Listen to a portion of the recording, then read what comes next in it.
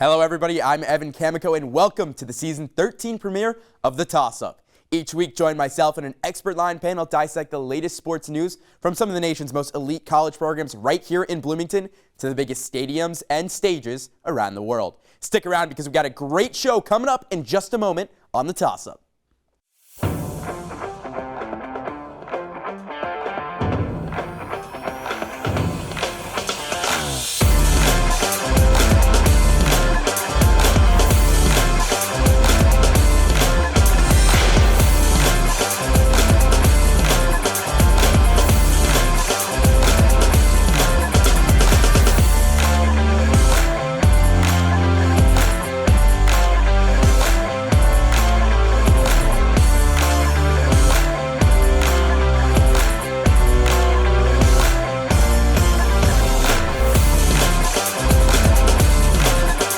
You can smell it in the air and taste it walking around town. The leaves are starting to change color. School is back in session and college football is finally here. Today, for IUSTV's 20th anniversary opening episode, we're talking all things IU football and NCAA football. Coming up later in the show, our Zach Green and Anthony McLean scavenge around Bloomington to find the true IU football fans.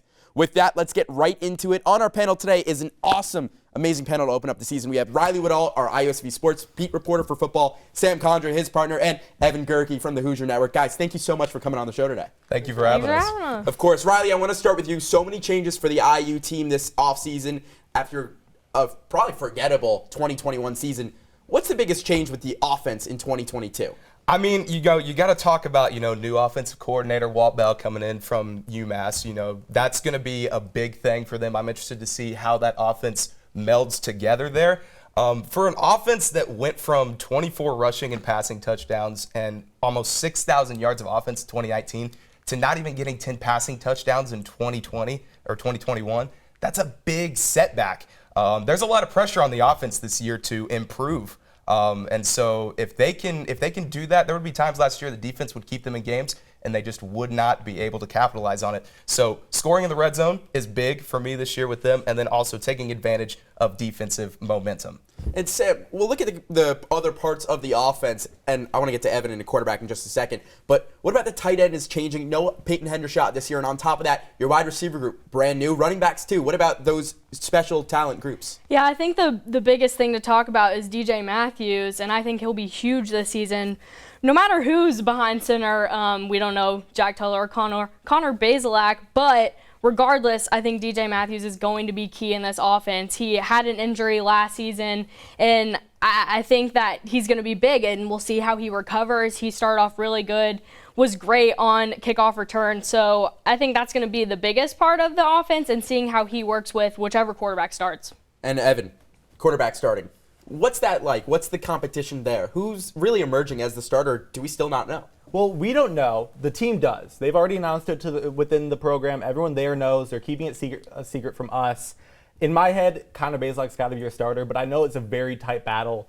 Both guys have a lot of respect from that team. You've heard it in press conferences. Jack Tuttle has obviously been around for a few years, and we've seen what he's done. But Condra Bazelak's brand new, and I think for a team that had such a bad year, you need to switch it up and get a new perspective out there. Condra Bazelak is that guy coming in from Missouri who had some decent years there. If you want a better season than last year, go with a fresh face. Try something that you haven't done before. Riley, Sam, what about you? What do you both think? Riley, I'll start with you. I mean, I've been coining this hashtag. Sam's been laughing at me about it a little bit. It's hashtag Believe in Bazelak. You got to go for it. I mean, SEC Freshman of the Year a couple years ago. I mean, he's been phenomenal. He was phenomenal at Mizzou, and I really think that he can step into the Walt Bell offense and really get IU's offense back on track to where they need to be and should be this year. I mean, like Evan said, you got to go with a fresh face, I think. I also agree. I'm going Bazelak. Jack Tuttle, the games he did play in last season, he struggled a little bit. Only threw 2 touchdown passes and had 4 interceptions. So not a great comparison there. And with Bazelak, Tom Allen mentioned that he's really good at getting the ball out of his hands quickly. And if the offensive line is going to struggle as much as they did last year, that might be a big deal. So we talk a lot about the offense because that's a big question mark. You bring in Walt Bell, who arguably ran probably the worst offense in college football last season, so not a great look up front. But what about the defense, Evan? What big changes for the defense are coming this season? Well, truly the biggest change for the defense is that they're healthy. Obviously, you've got a new defensive coordinator in Chad Wilt, but they weren't really a unit that was healthy all the time last year, and you still got a lot of really good star power in that secondary especially. Yeah, you lose Micah McFadden. You bring in some new linebacker transfers as well as Cam Jones to try to fill that gap, but Tywan Mullen's back. Devon Matthews is back. You've got guys out there that really can make an impact on the game. That's where you kind of have to look for success, is get that core to kind of be who they were in 2019 and 2020 when they were good. And if that happens again, the defense forces turnovers a little bit more. Even with maybe a little bit of a depleted defensive line who isn't as good of a group, you can still really do a lot of damage. And Riley, what's your expectation for this defense? I mean, really getting back up to the 2019-2020 level that we keep talking about. Obviously, we haven't mentioned it yet, but Tom Allen is going to take a more proactive role in the defense this year, calling plays. And I mean, that really kind of, I kind of like that. I really do. It really goes back to his roots. He's a defensive guy at heart. His first 8 coaching jobs all the way from high school to college were as a defensive coordinator. And he started as a defensive coordinator with IU. And so I think he will bring that energy back to that unit that we saw kind of at the tail end of last season lack a little bit. There wasn't as much flying around. There wasn't as much energy. There wasn't as much enthusiasm. And I think with Tom Allen taking that role this year, it's going to be a whole new defense for sure. Yeah, Sam, anything to add?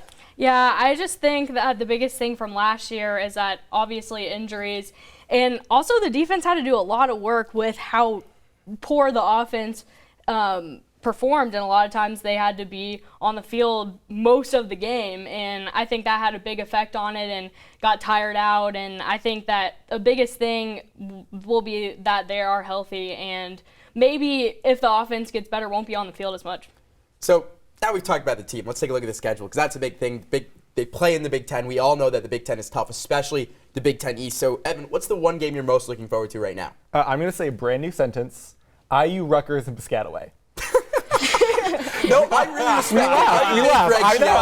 I know. But here's the guy, so I respect it. Here's the thing: for an Indiana team that doesn't really have a lot of positive momentum, you're not really going to learn a lot. No, the Michigan game is going to be bad. We're aware of it. Ohio State is probably going to be a blowout. Indiana can't beat them. But after that game against Rutgers last year, you lose 38-3 in what was truly the most embarrassing game of the season. You go out to Piscataway, another team that's supposed to be at the bottom of the Big Ten East, right alongside you. And if you can put up a good showing against Rutgers, that shows a lot of how far you've come in a year. And if that game is good, if Indiana wins that, you're looking at a team that is a lot better than maybe people are feeling about it right now. So that's why I'm keeping an eye on that one, just to see where the program has gone in a year. Sam.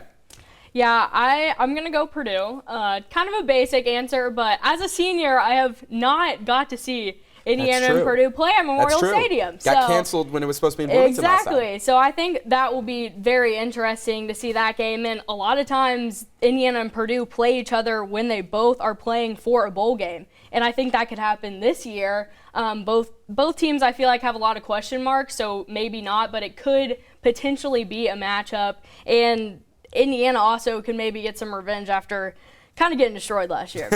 And you have to remember, too, the game is always played in bad weather. Since I've been following IU football, there's never been one good one. Riley, what about you? Let me tell you guys a little story. Let me take you back to October 24th, 2020. This little school, you may have heard of them, Penn State, rolls into town. And they play IU at the Rock, and they lose in an instant classic, 36-35. This year, Penn State comes back to Bloomington. The difference between 2020 and 2022 is it's a loud and raucous Memorial Stadium. The fans are going to be into it. I'm getting my popcorn for that one. Yes, obviously, losing 24-0 last year at Penn State, that hurts a little bit. But at the same time, the offense had chances to score, and they were driving decently well on the road, just couldn't put the ball in the end zone. So, again, that goes back to the red zone offense, too. But IU versus Penn State this year. Well, were you even at IU when that game happened? I know you're an IU guy before. I was watching it at home.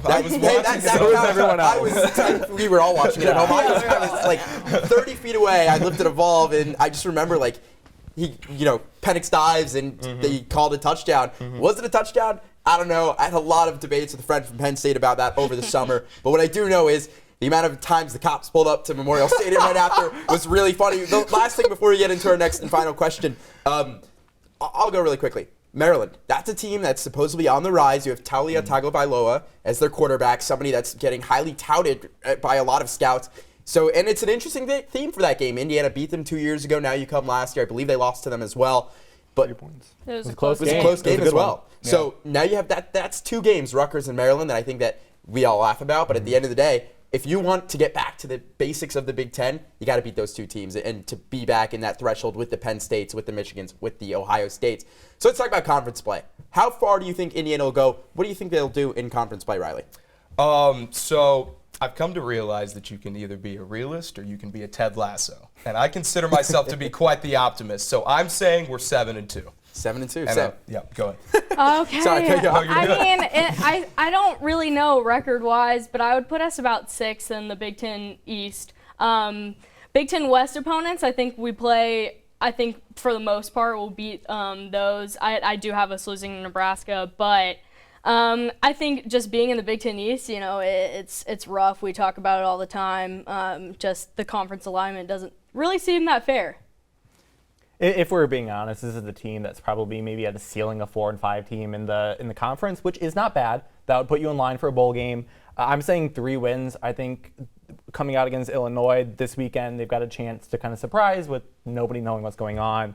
And a few more definitely winnable games on the schedule. We talked about Maryland. We talked about Rutgers. Nebraska, I think, is winnable, even if you're going to Nebraska. Maybe a surprise game in there somewhere. But 3 and 6 is probably a pretty realistic option. Mm-hmm. Last question. I asked it last year. I'm going to bring it back this year. Say Indiana doesn't have a great season. Is Tom Allen still in the hot seat? No, and I think the only reason is because of his contract. I think maybe if you take that out, it's possible. But a big thing for me as well is you need someone like Tom Allen to coach Indiana football game. You're not going to get a Nick Saban or a Ryan Day. You're not really going to get those big names, especially guys who will stay for a while. They get someone, if Tom Allen gets fired and they get someone who is really good, they're going to be gone quickly. And I'm not sure I trust the athletic department to actually make that right hire. I think Tom Allen is about as good as you're going to get. Maybe they get lucky, but it wouldn't be for long. And I just don't think realistically there's anywhere they can go outside of Tom Allen. Either of you guys agree, disagree? Yeah, I'm going to also go no. I think, like, for the same reasons, he's taken Indiana to 3 bowl games in his short time here. And I think the only way is maybe if it gets worse from last season and say they only win 1 game. But that would be really the only way I see him in a hot seat, and I still think that they would give him another year regardless. Riley, close us out. Yeah, I mean, I was just going to say, like, of the 5 coaches that preceded Tom Allen, there's only 2 winning seasons between all of them combined. And you mentioned, you know, the bowl games too. And he was taking them in 2019 and 2020 to really levels that we really hadn't seen since, like, Bill Mallory in the 80s and 90s, you know, with all the bowl games and the great work that he was doing. So I would say no. I don't think so. Well, Riley, Sam, Evan, stick around. 'Cause coming up after the break, we send it to our Zachary and Anthony McLean, who are in Bloomington, finding out, are you even a fan? Then we make some predictions for the rest of the NCAA season. We'll be right back.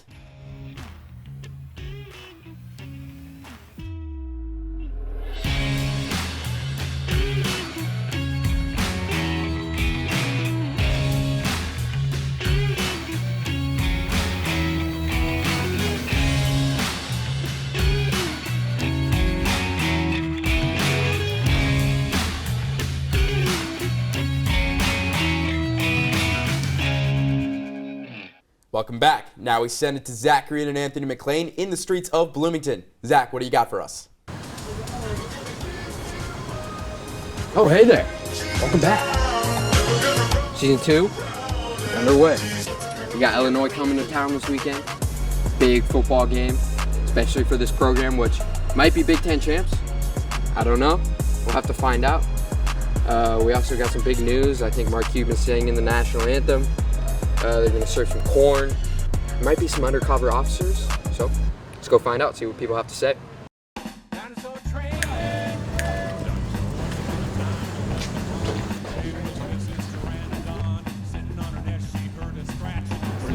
You got any expectations for what your first tailgate's going to be like? Hope it's fun. I mean, absolutely. I mean, I'm more focused on the game. Hope we win, you know. Indiana's gonna win it! Fuck you, everything. Question, which one is the more bum state, Indiana or Illinois? Illinois, absolutely. Go Hoosiers, but I gotta go with Indiana just because Chicago. So we've been getting that a lot. Literally fields and more fields. Yeah. Fair. And I have to ask, what's with the corn? There was the viral TikTok a few weeks ago on our IU Media Day with Cam and Car. Know anything? You don't know anything about football? I know the rules, but I'm sure it looks right now. Oh, okay. Well, we're Big Ten champs, so it's gonna. Big Ten champs? We're Big Ten champs. I didn't think they were. I don't want to be filmed. I thought. No, it's okay. It's okay. I thought like Michigan and some of the other ones No. were. We're a football school. Hey, PSA announcement for all you freshmen out there. Don't do anything stupid this weekend, okay? I know you've been doing stupid stuff, but just don't be stupid. Do not be stupid. What's up, man? You wanna be asked a couple questions? Okay. All right.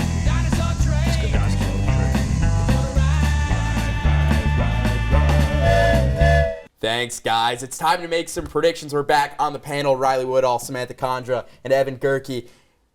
We already said kind of what IU's record will be, so I'll ask straight up. Are they going to make a bowl game this year, Sam? I'm going 5-7, so no. But I think that they have a chance to. I'm just kind of taking the more realistic approach. I think that they will be able to beat Illinois. I think they will start the season off 3-0. But once they go to Cincinnati, I feel like it's going to get a little rough from there, kind of how things went last season. Evan, what about you? What are you thinking? Yeah, I'm pretty much in the same boat. I think 5-7 is kind of the record that a lot of people are saying, maybe even a 4-8 season. I'm saying that they'll be 5-6 going into that Purdue game because that's just what always tends to happen is they go into the bucket game and one team is fighting for a bowl bid. I don't think after last season, there's so much to overcome. I just don't think they're going to get there. Riley, is it still going to be upsetting, or you're the optimist? No, so let's I hear am the optimist answer. here. So you're going to get I'm the 9-win Indiana guy. So I'm saying we're 9-3 rolling in. So we got a bowl game for sure, 100%. And Tom Allen's going to win it this time. Obviously, he's like 0-3 in his bowl games, but I think we win it this time. Yes, IU going to a bowl game. So just to follow up on that, you're 9-3 for Indiana, 9-win Indiana, because Indiana should always have 9 wins. What's the big upset? Oh, man. It's probably not going to be Ohio State. Let's throw it there. So it's going to be Michigan State, or Penn State is what I'm asking. I'm saying Michigan State at Sparty. Upset. At Sparty. All right. Let's talk about the bigger picture, the actual Big Ten. We'll move a little bit away from IU football because there's only so much to talk about for IU football before we get it to the grand scheme of things. Riley, we'll stick with you. Who's going to win the Big Ten this season? My pick this year, Evan, I got to go with Ohio State for sure. I mean, they're returning C.J. Stroud, who's had a phenomenal season, and he's only going to improve as the season goes on. You're returning the All-American sophomore running back in Travion Henderson, who had a 1,000-plus 15-touchdown season last year, too. And the defense was playing phenomenally well as well. I just think that Michigan, if they play Michigan again this year, I don't think that Michigan's going to beat them this year. I think Ohio State is 100% my bid for the Big Ten. And you can't even forget Jackson Smith and Jigba, the number Absolutely. one wide receiver target. Sam, what about you? I really want to pick Penn State to be different, but I don't like being wrong. So I'm also going to go with Ohio State for the same reasons. I mean, they're offensive powerhouse and returning almost everybody. Obviously not Chris Olave, but they just keep reload as their biggest thing. So I'm going to go Ohio State as much as it pains me to say. Are we going to have a full, agreed of a panel right now? Because that's going to be really disappointing. Do you want me to say something different? It's up to you. Do you want to say something All different? right, Michigan's it's got to be Ohio State.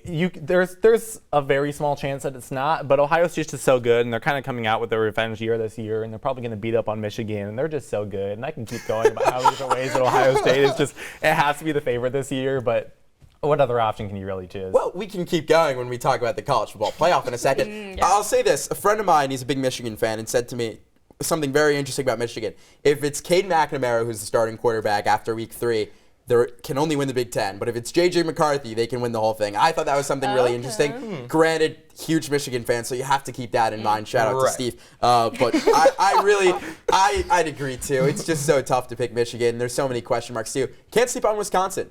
They return a lot. Graham Mertz is coming back. They have Braylon Allen, the running back. I believe that's his name. Yeah, he's coming back as well. So Wisconsin could be dangerous. They could be a threat. Let's talk college football playoff, the biggest thing that I don't think we ever really talk about on this show. So, Evan, I'll start with you. What's your prediction for the Final Four? You've got Alabama and Ohio State. Those are the two easy ones. I'm going to go a little bit off the rails in my last two.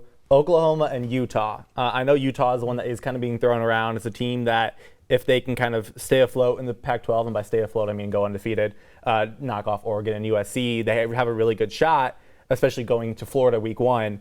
But I think Oklahoma's the one there that would really surprise people. They don't have the same team as last year. They have a new head coach in Will Venables.